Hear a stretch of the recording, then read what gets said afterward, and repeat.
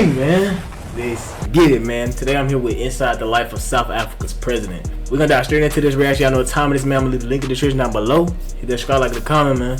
Let's get it. Have you ever wondered what it was like to live like a president? Not the kind that's mean and bossy, but one worth looking up to. Why they gotta throw shots right there? Why they had to switch the picture?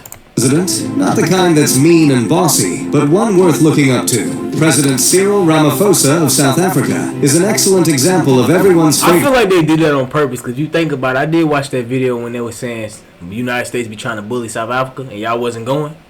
So I ain't gonna lie, they probably did that to get back at, the United States. Because I know y'all don't like each other right now. Last time I checked. Leader who lives a luxurious lifestyle. If you are curious about this, watch this video to look inside the lavish life of the South African president. Early life and education. Cyril Ramaphosa was born in 1952 to Samuel Ramaphosa, a retired policeman, and his wife, Erdmuth. His father had an important job and could afford to send him and his siblings to school. The family initially lived in the old Western Native Township before moving to Soweto, where Cyril began his education. He attended Chilidzi Primary School, and his high school years were completed at Mfafuli High School in Sabasa, Venda, in 1971. Cyril wanted to become a lawyer, and maybe his dad's work in law enforcement motivated him. He completed his studies in law at the University of South Africa. Upon joining the school, he dove headfirst into student politics, desiring to make his impact felt. He joined the South African student organization known as SASO, where he could... The thing about that is, when you got a kid, bro, like, you gotta represent what your dad do in some way. Like,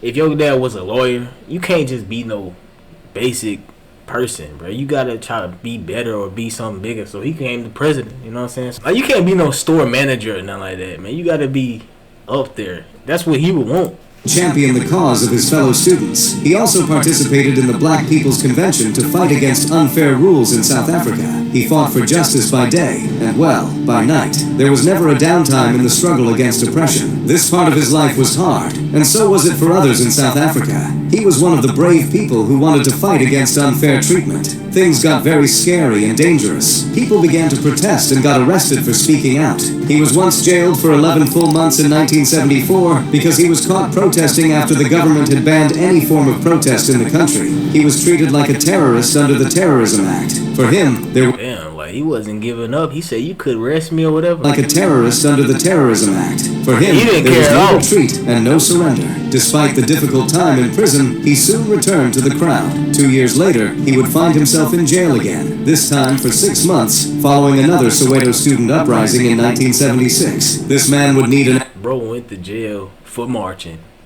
Got out of jail, went right back to marching. If there ever be an award for persistence, he was into it, nation at the time and fought tooth and nail as his life depended on it. And indeed, that was the case. Journey to become president went from being a rebellious law student to becoming the president of one of Africa's wealthiest economies. He joined the ANC and was the party's chief negotiator to end apartheid in 1991. He also became one of the top candidates expected to become president after Mandela. Instead, he quit politics and started doing business. He knew how also to win their money as well. First, he brought McDonald's to South Africa.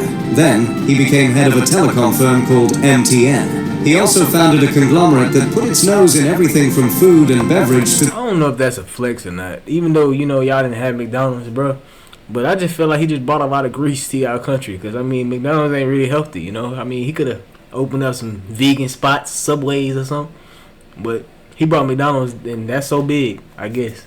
He just brought a lot of unhealthy food. The energy sector. He made some serious money in this period of his life. And when he was satisfied, what he did next would shock you. He decided it was time to return back to his first love, politics. This time as a man whom even his enemies could not ignore. He returned in 2012. Then he became vice president of Jacob Zuma, who later resigned due to several scandals. For your information, this was perhaps the most controversial African president at the time. When Zuma retired, the country needed a face they could trust and a trustworthy track record, and no one was more deserving than Cyril Ramaphosa. At this time, he was a couple of $100 million rich, and as such, he had no want of money, but he had acquired quite the expensive Hey, let me know in the comments, how long do they let the president be in office down there? Because I'm not gonna lie, bro.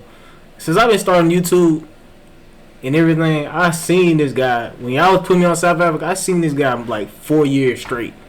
I'm trying to figure out. I thought y'all, they like 7 years max, and y'all get out of the office. So how long does it take y'all down there? I ain't gonna lie. Taste. Who wouldn't? I At seen least his he was face a better lot. than politicians with no funding source other than their paychecks and would misuse taxpayers' funds. Keeping the South African president safe is really expensive. Realizing he probably has a lot of enemies already, he spared no expense to protect himself and his ministers. Believe it or not, the country's expenditure on private security can amount to as high as $400 million in a year.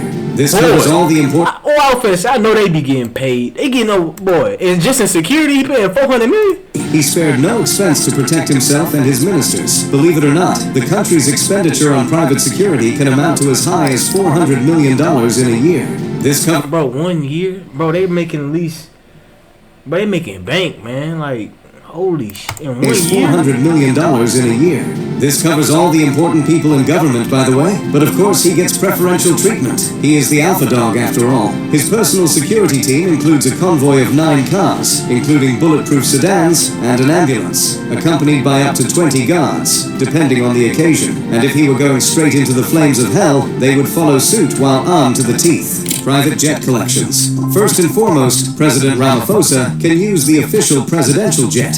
Forgive me, but it's like the South African presidential jet is stuck in a time warp. I mean, it's a Boeing 737, not a TARDIS. President Ramaphosa deserves better than feeling like he's trapped in a time machine every time he takes off.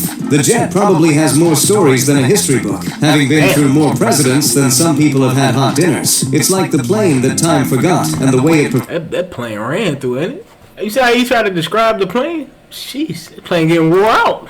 The plane that time forgot, and the way it performs shows it. But hey, at least President Ramaphosa has his own presidential slumber party at 30,000 feet with his private bedroom and shower. It's like a flying hotel suite, with turbulence for that extra thrill. Bro, I ain't gonna lie, let's be real. Is the president married? I just wanna know, like, I know he be having some baddies on that plane, boy, he be having a ball.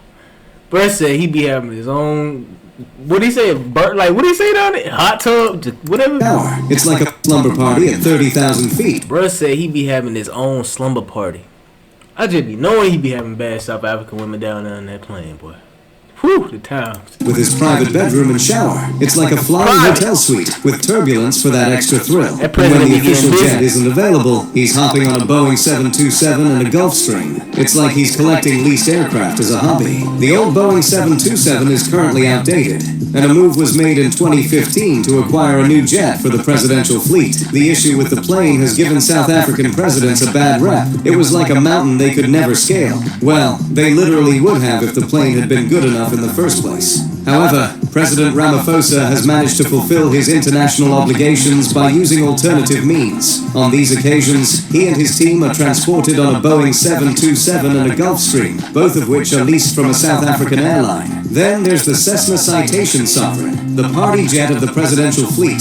With its club seats and refreshment center, it's probably where the president hosts his high-altitude festivities. And I won't forget the Embraer Lineage 1000, the backup jet leased from South African Airways. These arrangements are often the go-to solutions when the official aircraft is unavailable. The president's travel arrangements are often juggling leased planes and a vintage jet older than some rock bands. But hey, at least it's never a dull flight for President Ramaphosa. Car collection. President Cyril Ramaphosa has had a sterling career, and with that came a rather impressive taste for luxury, especially in cars. The very best vehicle in his garage is the armored BMW 7 Series. Suppose I ain't even gonna lie, it'd be a hard job to be the president sometimes too, cause like you gotta think about it. Even though people might have to deal with you, they still might have like hidden agendas. Like let's say you see how he got the mask on type shit.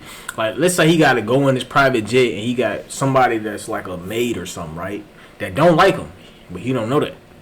She pour him a glass of tea and she poisoned the shit out there. Like, you know what I'm saying? You heard the president would be in place, and you happen to get there early. In that case, you'd probably see him arrive in a high-performance vehicle that, while built for security, is quite beautiful, like a luxury sports tank. This car costs about $80,000, but it was made custom fit for driving around the political head of the country, and this cost an extra $20,000, which puts the car's total worth at more than $100,000. It is hard not to see why the president loves the vehicle. It has the new 14.9 infotainment touchscreen and curved display introduced in the BMW iX. There aren't many physical buttons to press, as you have almost everything on the screen. You can regulate the audio, navigation, and more with a tap on the screen. It also has a much improved voice activation system, a personal assistant, and a heat comfort package that provides a heated steering wheel and generates warmth in the car.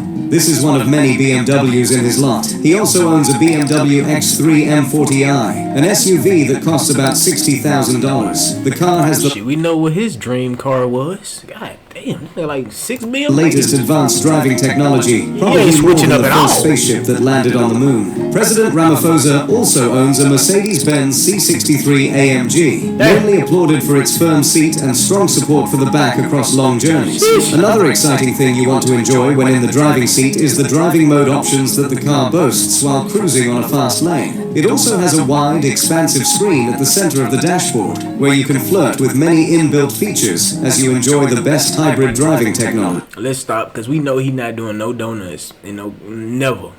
He probably go 35 and a 55. Like, he old, man. Other I don't know incredible why he cars in need his it. collection that convince me that this man is a total gearhead include the $35,000 Toyota Hilux Raider, which, if he feels good enough, he could go on a ride up and down the rough terrain of Mount Everest. He also has the Volkswagen Polo, the cheapest car in his collection, which costs about $24,700. It is compact, but definitely not lacking in class. It may not have all the bells and whistles of his other cars. Still, I bet the president loves the car for its simple yet luxurious, comfy feeling, given to anyone in the driving seat looking for an easy ride. This is evidently the life of dreams for others like you and me. What surprised you the most about President Cyril Ramaphosa's life? Man, that was inside the life of South Africa president. Obviously, he be living luxury. We already knew that and expected that. So, hit that subscribe, like, the comment, leave the description down below. Y'all check it out for yourself. We out.